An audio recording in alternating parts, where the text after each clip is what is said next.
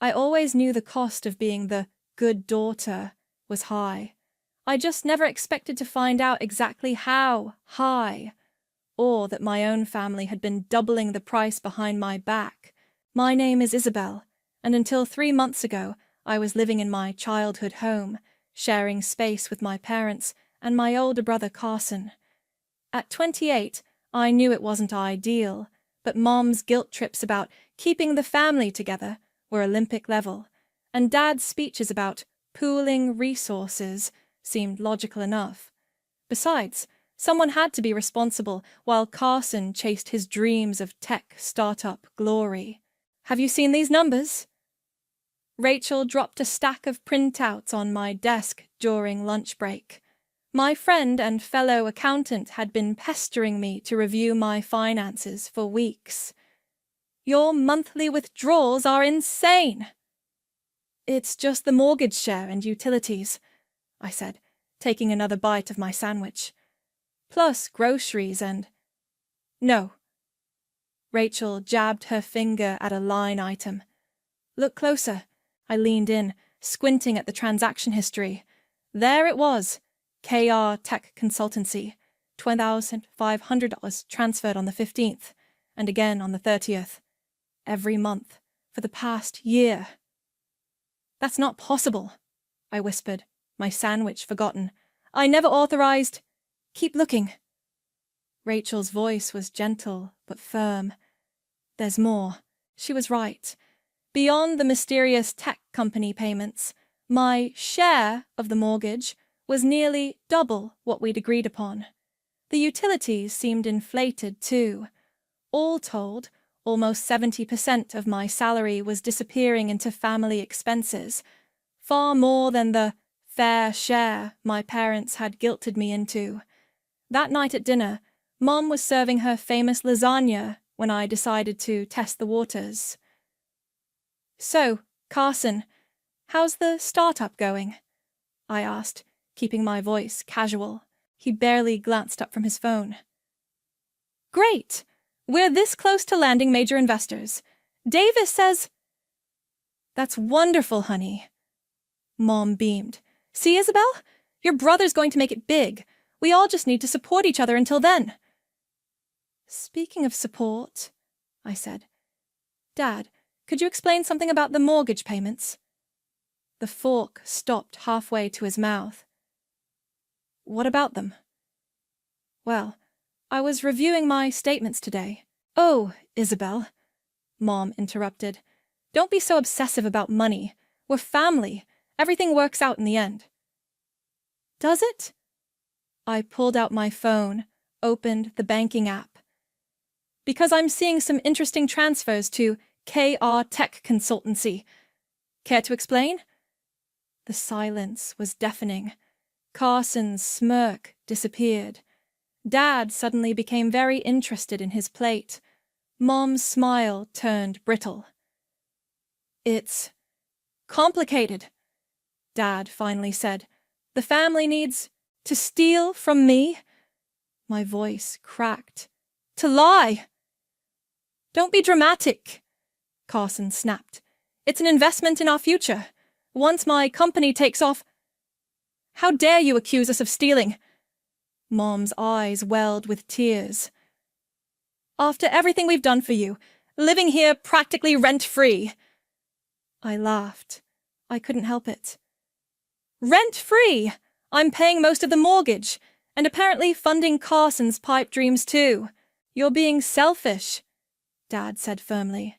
Family helps family. Your brother has real potential. And what about my potential?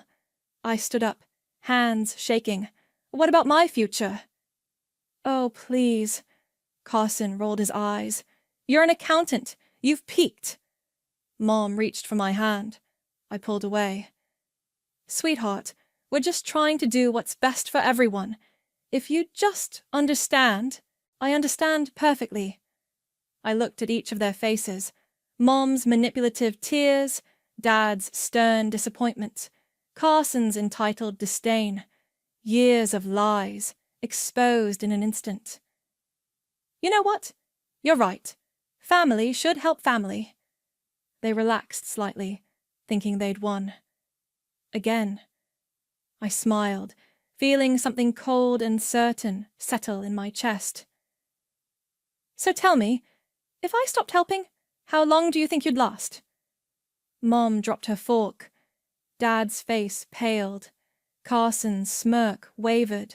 I pushed back from the table, appetite gone. Guess we'll find out. As I climbed the stairs to my room, I heard them start arguing in harsh whispers. I should have felt guilty. Instead, I felt something else. Freedom. The good daughter was done being good. I pulled out my phone and texted Rachel. You were right. Time to make some changes. Her response came instantly.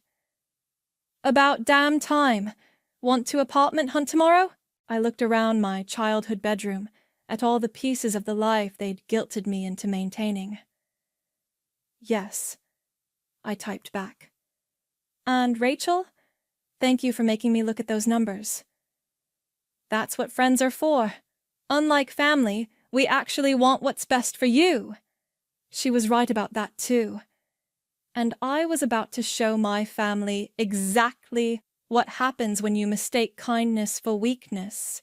The next morning, I called in sick to work and started digging. Rachel had taught me enough about digital forensics that accessing the family computer wasn't difficult, especially since Dad still used my birthday as his password. What I found made me wish I'd stayed ignorant. First came the emails, dozens of them, spanning back 18 months, between Dad and Carson. She'll never notice if we increase the auto-transfer gradually. Just tell her utilities went up. Don't worry. Once we secure funding, we'll pay her back. Then the doctored mortgage statements, carefully edited to hide how much of my money was really going into the house. Bank transfer authorizations with my forged signature. Even a folder labeled Isabel's expenses that tracked exactly how much they could extract from me each month. My hands were shaking when I found the email from Mom to Dad.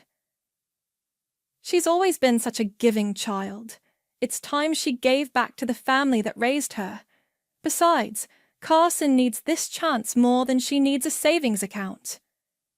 I was still staring at the screen when I heard the front door open. Carson's voice drifted up the stairs. Davis says we're weeks away from the big break. Just need to keep the lights on a little longer. I printed everything. Every email, every forged document, every betrayal in black and white. That evening, I spread them across the dinner table before anyone could serve food. What's all this? Mom asked, her voice artificially light. You tell me. I pointed to her email. Apparently, I don't need a savings account as much as Carson needs his 10th chance at success. Dad stepped forward. Now, Isabel, don't.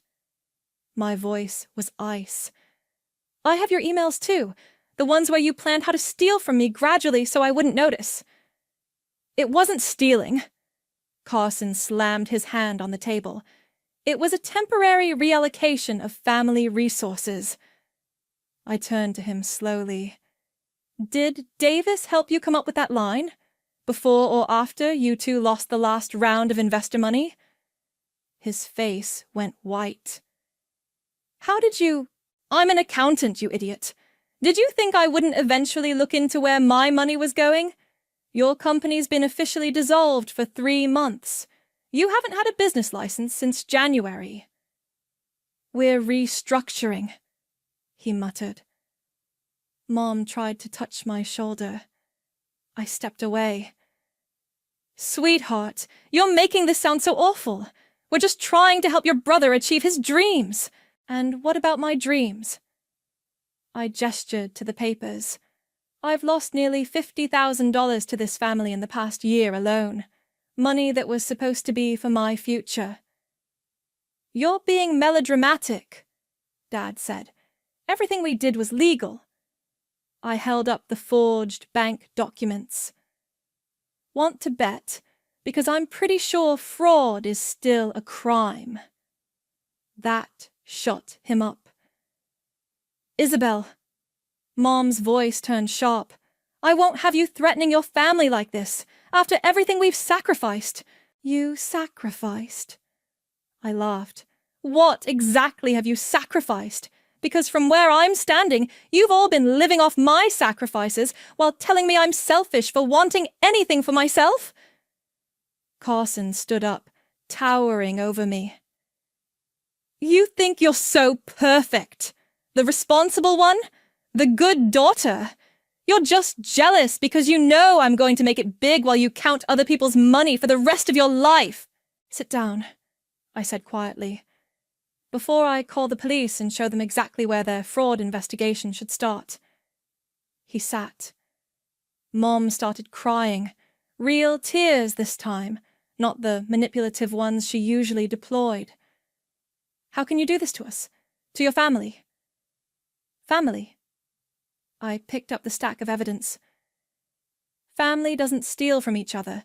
Family doesn't lie and forge signatures and gaslight their children into thinking they're selfish for wanting basic financial security.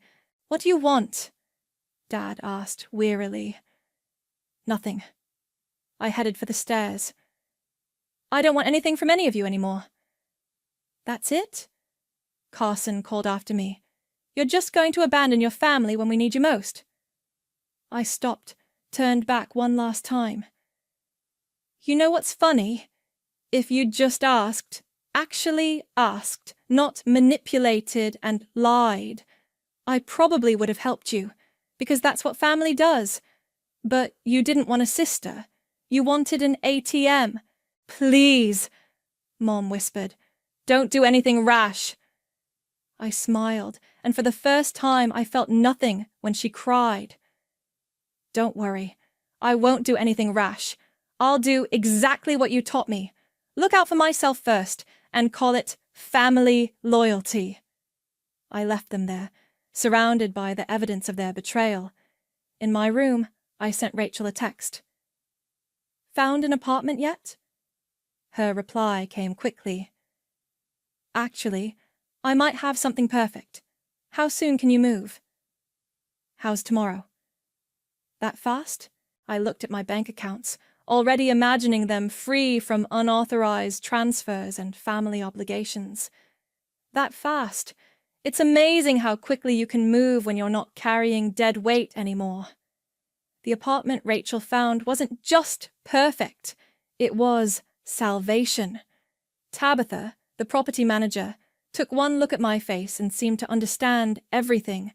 "First month's rent, security deposit, and I can have you in by tomorrow," she said, leading me through the sunny one-bedroom. Sometimes people need a fresh start fast. I signed the lease using my middle name, Elizabeth. When Tabitha raised an eyebrow, I simply said, "Family issues." She nodded. "I'll make sure your name isn't listed on any public directories." Back at work, I met with my supervisor. "I'd like to transfer to the remote team in the Denver office. The position opened yesterday," she said. "Your numbers are excellent, and they need someone with your experience. When can you start?" "How's next week?"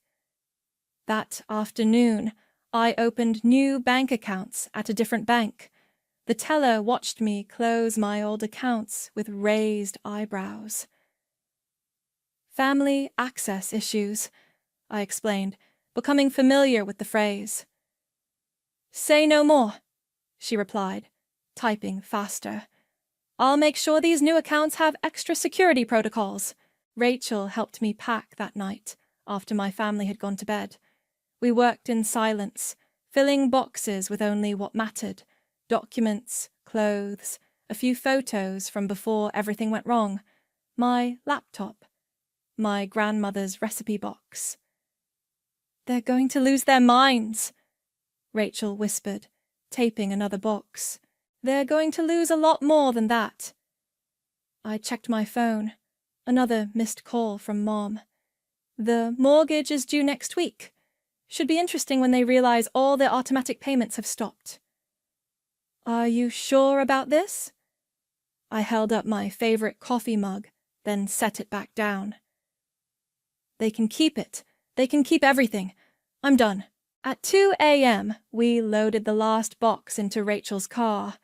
I took one final walk through my room, making the bed with hospital corners like Mom always insisted. On the desk, I left my old house key and a single post-it note. Goodbye. That's it? Rachel asked when I got back to the car. That's everything. We drove to my new apartment in the pre-dawn darkness. Tabitha was waiting, despite the hour. Welcome home, she said, handing me the keys. There's coffee in the kitchen. Seemed like you might need it. By sunrise, Rachel had helped me unpack the essentials and left for work. I sat on my new couch, the only furniture I'd bought so far, and watched my phone light up with notifications. 6:15 a.m. Mom. Where are you? 6:20 a.m. Dad. This is unacceptable behavior. 6:45 a.m. Carson. You selfish bitch. 7 a.m. Mom. Please come home. We can talk about this. 7:30 a.m. Dad. Your mother is hysterical. Call immediately. I blocked their numbers one by one. Then I emailed work. Starting remote work today instead of next week. Family emergency. My supervisor replied instantly. Approved. Take care of yourself. I spent the day setting up my new life. Changed my mailing address. Redirected all my bills. Called every bank and credit card company to add extra security measures. Ordered basic furniture for delivery. Around noon, Tabitha knocked with a housewarming gift, a small potted plant. It's hardy, she said. Hard to kill, even when transplanted. Reminds me of someone. I managed a smile. Thank you. They'll try to find you, she warned. Family usually does. Let them try. I touched one of the plant's leaves. I'm done being their safety net. That evening, Rachel came by with takeout and wine. Your mom showed up at the office looking for you. What did you tell her? That I hadn't seen you. HR already flagged them as potential security risks. I warned them you had stalking concerns. I poured more wine. They're going to paint me as the villain in this story. Let them. Rachel raised her glass. To choosing yourself. To freedom, I agreed. Later, alone in my new space, I checked my email one last time. There was a notification from my bank. Payment failed. Mortgage auto transfer. I smiled, imagining the chaos at home. Dad discovering all the accounts frozen. Mom realizing her perfect family facade was crumbling. Carson facing the reality that his safety net had vanished. My phone buzzed. A text from an unknown number. Carson, you've ruined everything. I hope you're happy. I blocked the number and walked to the window. The city lights sparkled below, full of possibility. For the first time in years, I could breathe freely. Actually, I said to the empty room, I am happy. I turned off my phone, curled up on my new couch, and slept better than I had in years. Tomorrow would bring more drama, more guilt trips, more attempts to drag me back. But they'd lost their power over me. The good daughter was gone, and she wasn't coming back. Freedom feels strange when you've lived in a cage your whole life. The first week in my new apartment, I kept waiting for someone to tell me what to do, to guilt me about my choices, to demand my time or money. Instead, there was just peace. I established new routines, morning coffee on my tiny balcony, work from my dedicated home office corner, evening walks around my new neighborhood, no one questioning my whereabouts, no one making me feel selfish for spending my own money, but the guilt still crept in, usually at night. Am I a terrible person? I asked Rachel during one of our wine nights. They're still my family. She put down her glass. Play the latest voicemail. I hesitated, then hit play on my backup phone, the one I kept just to document their messages. Isabel, it's Mom. The bank called today. We might lose the house. Your father's blood pressure is through the roof. Carson had to move back home because his apartment. Please, baby.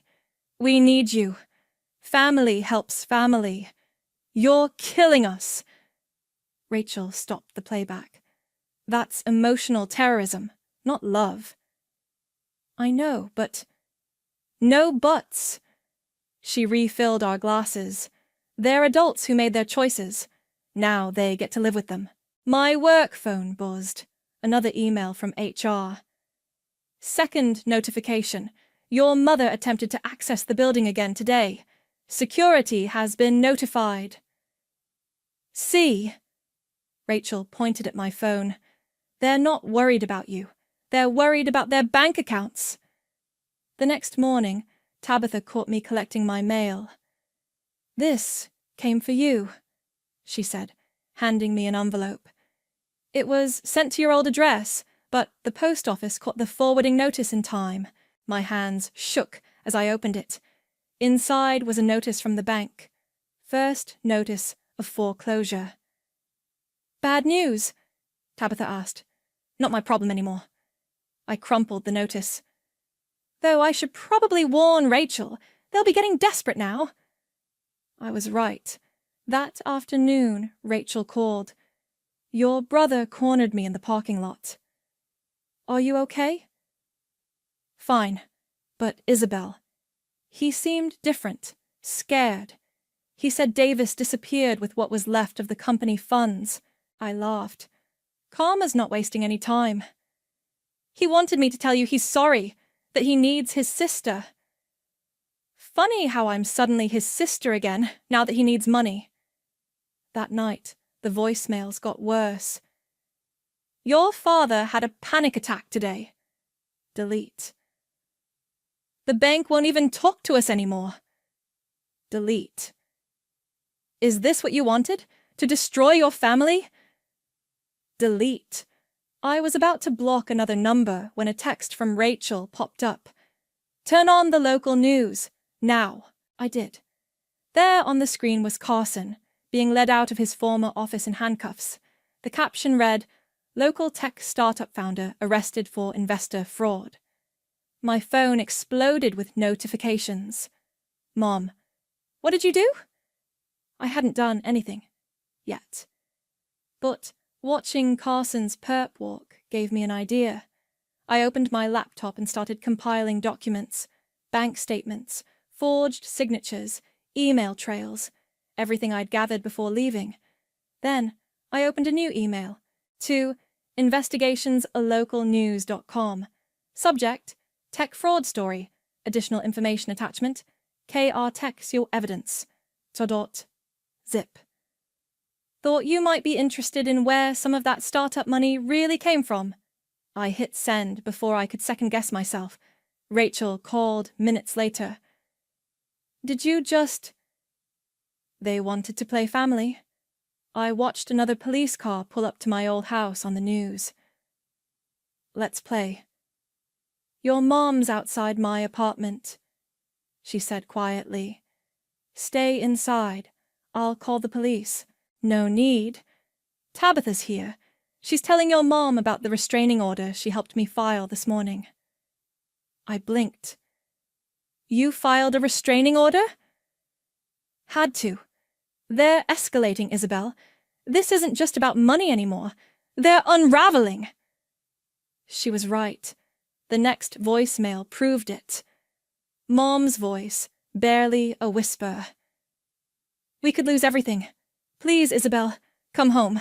We'll do anything. The police are here and your father, just come home. Please, I saved the message, then texted Rachel. Still think I'm not a terrible person. Her response was immediate. I think you're finally being a smart one. They made their choices. Now they get to face the consequences. I walked to my balcony, looking out at the city lights. Somewhere across town, my family's carefully constructed world was crumbling. Part of me ached to help them, to fall back into old patterns. But then I remembered the forged signatures, the stolen money, the years of manipulation. My phone buzzed again, an email notification. Local news wants to schedule an interview about the KR Tech story. I smiled and hit delete. I didn't need to say anything more. The truth was doing all the talking for me. The news story broke on a Tuesday morning. Tech startup scandal, family fraud scheme exposed, blazed across local headlines. I watched from my work desk as my family's carefully constructed facade crumbled in real time. "Your brother's trending on Twitter," Rachel messaged. Not in a good way. I was about to respond when my supervisor called. "Isabel, your mother's in the lobby." My heart stopped. "I have a restraining order. Security's handling it, but—" She paused.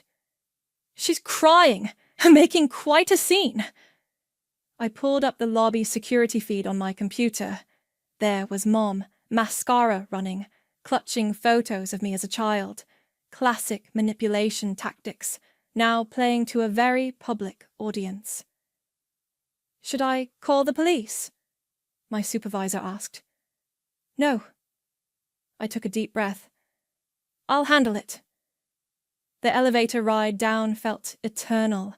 When the doors opened, Mom spotted me immediately. "Baby!" She rushed forward, arms outstretched. Security blocked her path. "That's close enough," I said, keeping my distance. "You're violating a restraining order." "A restraining order? Against your own mother?" Her voice rose dramatically. "After everything we've done for you?" People were staring, recording on their phones. Exactly what she wanted. "Everything you've done?" I smiled pleasantly for the cameras. "Like forging my signature, stealing my money, funding Carson's fraud? That's not—" Her face paled. "You sent those documents to the news." "Actually, I didn't." I moved closer, lowering my voice. "But I did just record you admitting they're real." She stumbled back. "You wouldn't." "Try me." I nodded to security. "Please escort her out. And yes, I want to press charges for violating the restraining order." As they led her away, she screamed, "He's your brother! Family means nothing to you?" "Family meant everything to me," I called after her. "That's why you were able to steal so much." Back at my desk, messages poured in. Rachel. "That video's already on social media." Tabitha. "Police called. Your father's been spotted near the apartment." HR. "Taking additional security measures. Work from home today?" I was gathering my things when my phone rang, an unknown number. "Isabel?" It was Davis, Carson's missing business partner. "We need to talk." "About what? How you stole from my brother after he stole from me?" "No, about how he's been stealing from everyone for years. Check your email." I opened the attachment he sent. Bank statements showing Carson had been embezzling from multiple sources long before Davis disappeared. "Why are you showing me this?" "Because he's telling everyone I took everything, but I only took my share back." Davis sounded tired. "Look, your brother's not the victim here. He's the con man. And you're just the honest thief?" "I'm the whistleblower. Those documents you leaked? They only told half the story." I forwarded his email to the news tip line without responding. Let them sort out which thief was telling the truth. Rachel appeared at my desk. "Your mom's video is viral. People are picking sides." "Of course they are." I checked social media. Our family betrayal was trending. "How's it looking?" "Surprisingly, Most people are on your side, especially after someone leaked the forged documents. My phone buzzed. Carson using another burner number. You happy now? Mom's a mess. Dad's sick. I'm facing charges. Hope your revenge was worth it. I typed back. Ask Davis about the missing money. Oh, wait, he's talking to reporters right now. No response. Rachel touched my arm. You okay? No. I showed her my screen, an email from my old neighbors. Thought you should know. Police are at your parents' house again. Your father collapsed. Don't you dare feel guilty, Rachel warned. I don't. I gathered my laptop. I feel relieved. Is that horrible? It's honest. She helped me pack up. Where are you going? Home. I've given them enough of a show today. In my apartment, Tabitha was waiting. Police caught your father before he got inside. He's been arrested. Good. I poured myself a drink. Maybe jail will give him time to think about his choices. And your brother? I pulled up the latest news update. Second arrest in tech fraud case. Co-founder returns with evidence. Looks like Davis kept better records than Carson expected. My phone lit up. Mom again, using a friend's number. Please, your father's in the hospital. We need you. I blocked the number and turned to Tabitha. They're not going to stop, are they? No. She sat beside me. But you don't have to answer. I know. I watched another news alert pop up. Family fraud scheme widens. More victims coming forward. The truth was spreading faster than they could contain it.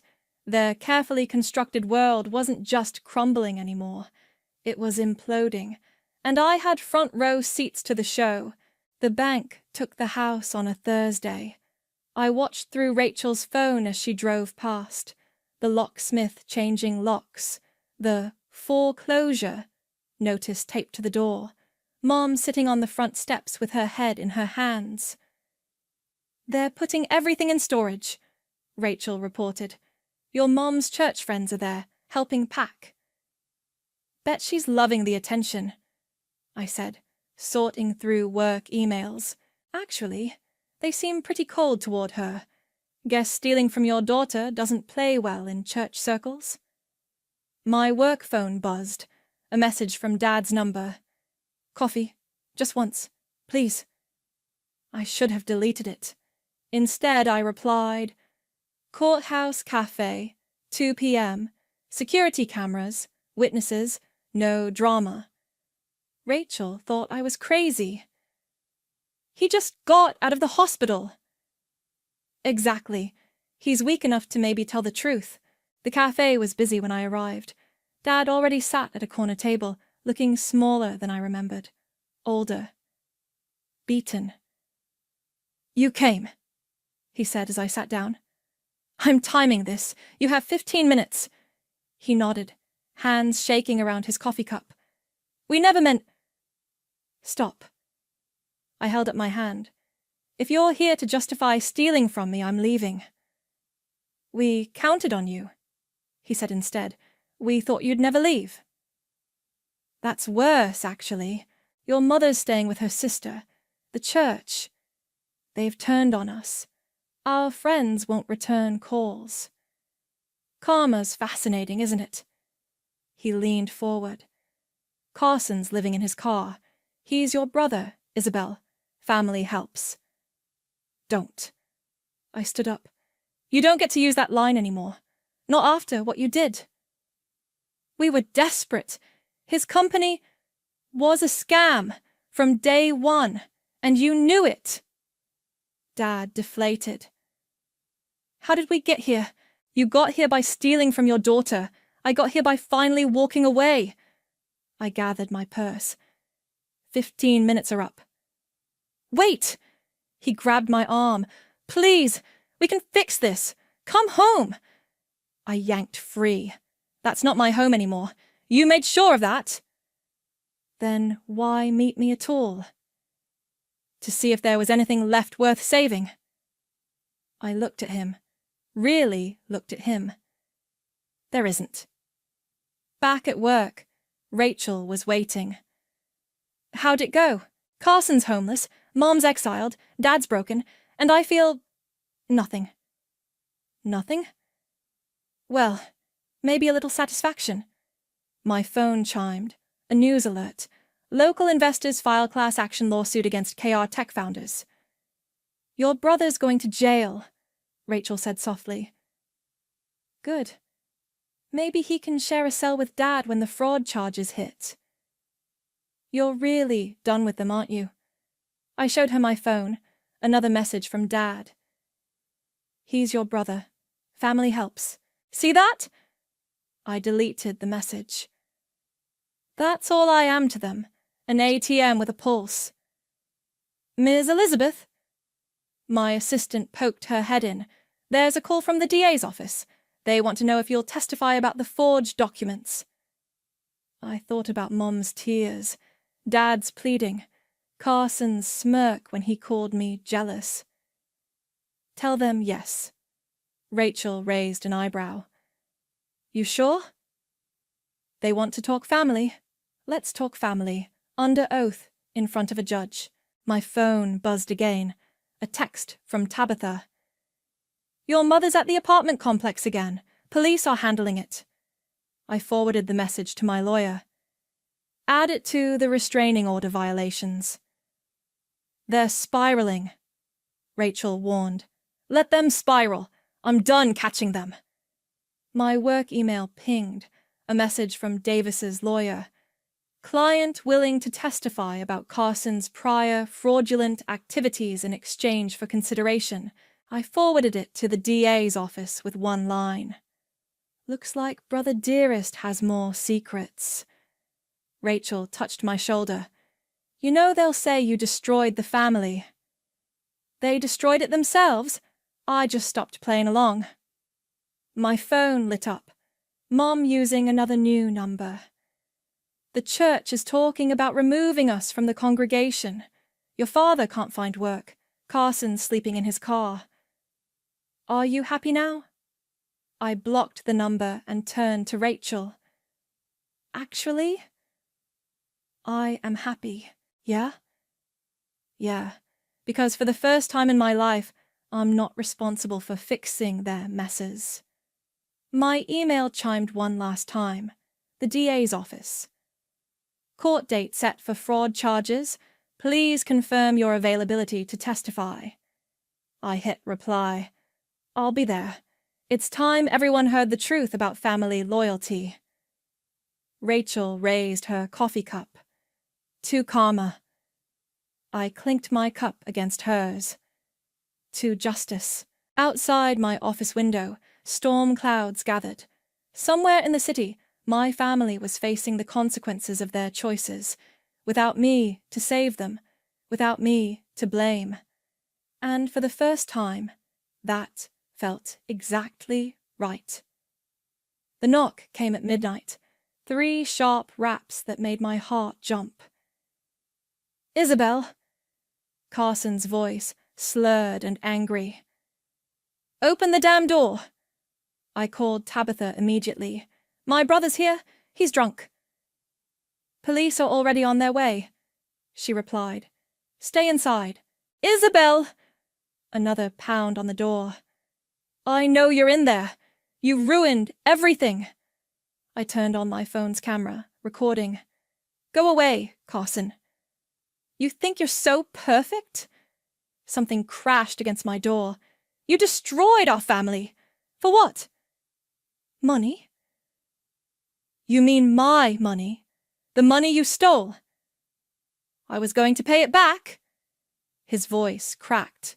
The company was going to work, but you had to go digging, had to go running to the press.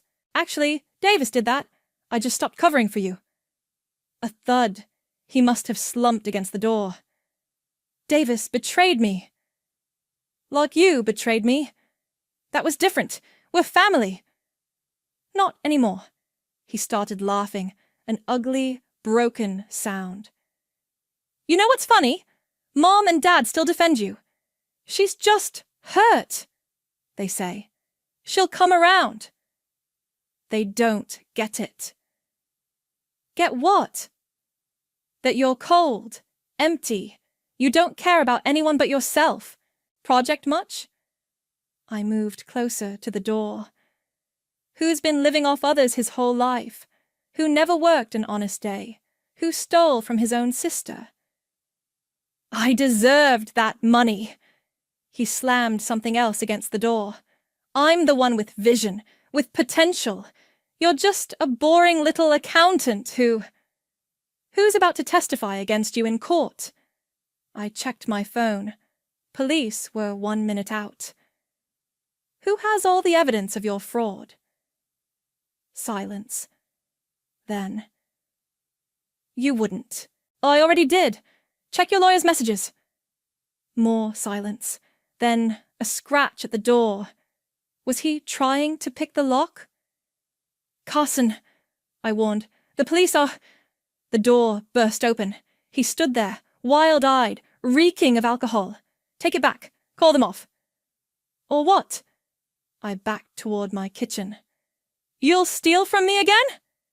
He lunged forward. You little... Police! Freeze! 2 officers burst through my open door, tackling Carson before he could reach me. He went down hard, screaming about family and betrayal as they cuffed him. Tabitha appeared behind them. Are you okay? I nodded, still recording. Got it all on video. You bitch! Carson thrashed as they lifted him. You're not my sister. You're nothing. No, I said calmly. I'm a witness, and you just violated a restraining order on camera. They dragged him out, his threats echoing down the hallway. Tabitha touched my arm. Your hands are shaking. I'm okay. I wasn't, but I would be. Just need a minute. My phone buzzed.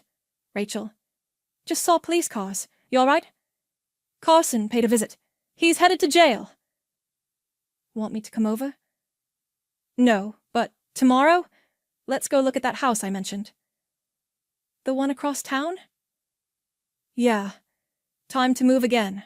Somewhere they'll never find. The next morning, my lawyer called. Carson's arrest changes things. DA's offering a deal if you testify about the long-term fraud. Tell them I'll do it. Your parents won't forgive this. They haven't forgiven me for leaving. Might as well make it count. Later that day, I drove past the old house. The windows were boarded up, the garden dead. A bank-owned sign stood where Mum's prized roses used to grow. I parked across the street, remembering all the years I'd lived there, all the guilt, all the manipulation, all the lies. My phone chimed, Mom using yet another number. Your brother's in jail. Are you happy now? Is this what you wanted? I got out of the car, walked to the mailbox. Inside my pocket, my old house key felt heavy. Another text. We're your family. How could you do this to us? I dropped the key in the mailbox. It made a small, final sound. One last text. Please, we need you. I took a picture of the foreclosure sign and sent it as my only reply. Then I blocked the number and drove away. At home, Rachel was waiting with takeout. How'd it go? It's done. I handed her a glass of wine. All of it. No regrets. I thought about Carson's face as they arrested him. Mom's tears, Dad's pleading, the house I grew up in, empty and abandoned. No regrets. I raised my glass. Just freedom. Outside, the sun was setting. Somewhere in a jail cell, my brother was learning about consequences.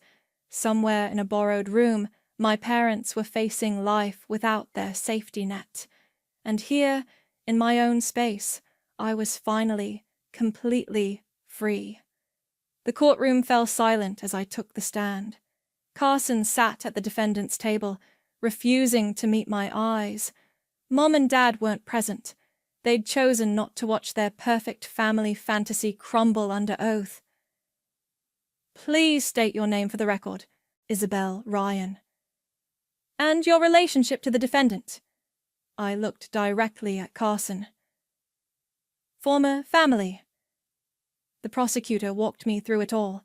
The forged documents, the stolen money, the years of financial abuse masked as family obligation.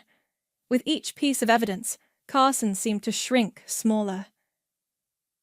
"And how much money was taken from your accounts without authorization?" $57,412. "Did the defendant ever intend to repay you?" "Objection!" Carson's lawyer stood. "I'll rephrase." The prosecutor smiled. "Ms. Ryan, did your brother ever make any attempts to repay these loans?" "No. He was too busy buying designer suits and leasing luxury cars with investor money." Carson finally looked at me, his face twisted with hatred. I stared back, calm and steady. After court, Rachel waited outside. "How'd it go?" "He took a plea deal. Restitution, jail time, the works." I breathed deeply. "It's over." "Your parents? Haven't heard from them since—" My phone buzzed. "Speak of the devils!" "A text from Mom. The church took a vote. We're out. Happy now?" I deleted it without responding. "Home?" Rachel asked.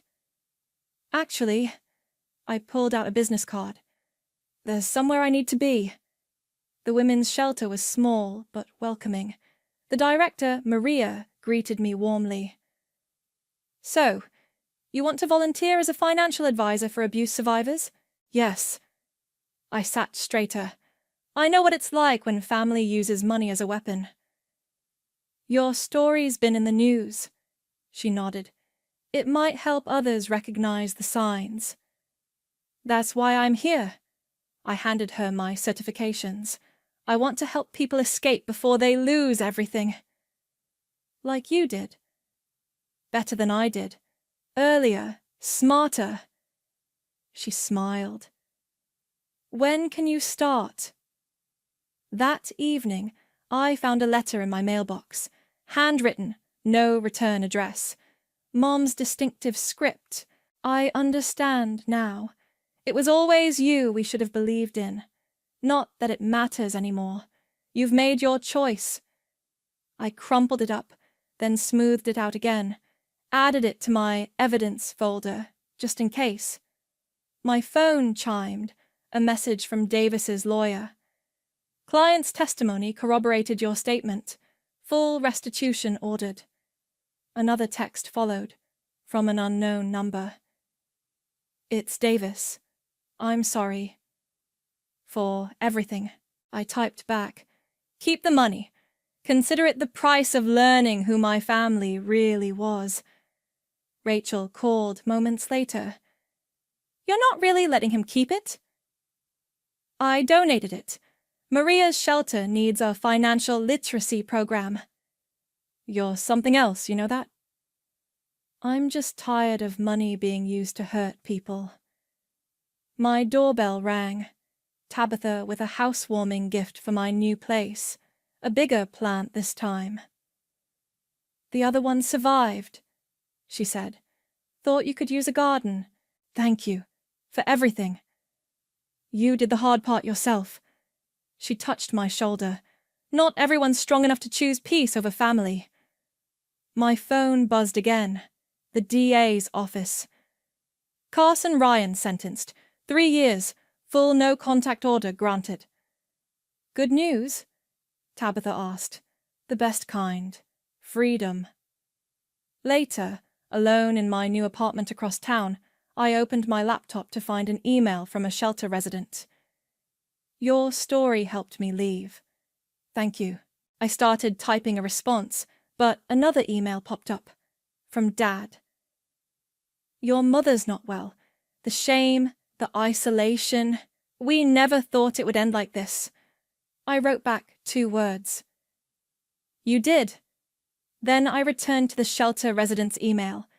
You're stronger than you know. Trust me, there's life after family, a better one. Let me show you how to build it. My phone lit up one last time. Rachel. Dinner? Can't. Teaching a financial independence class at the shelter. Look at you, turning pain into purpose. I smiled, gathering my teaching materials. More like turning revenge into revolution. Outside, the city hummed with possibility. Somewhere, my family was learning to live without their favorite victim. Somewhere, another person was gathering the courage to escape. And here, in the life I'd built from the ashes of their betrayal, I was finally thriving. Not as a daughter, not as a sister, not as a victim, just as myself. And that was everything.